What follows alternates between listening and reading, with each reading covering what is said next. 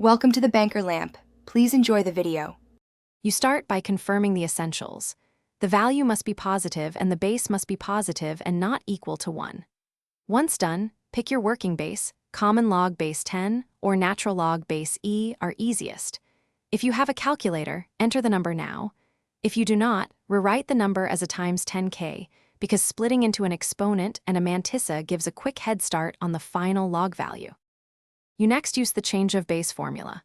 Log b, n equals log k, n divided by log k, b, where k is a base your calculator supports, typically 10 or e. Once you have n as mantissa times 10k, you can write log n equals log mantissa plus k because log 10k equals k in base 10.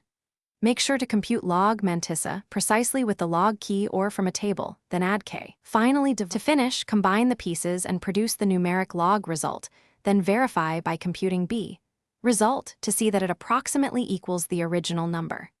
Make sure to round sensibly and keep significant digits consistent with your inputs. If you get an unexpected value, check common pitfalls. You may be in the wrong calculator mode, used a negative or zero input, mixed up bases, or missplit the mantissa and exponent. Correct that and recompute to confirm the solution.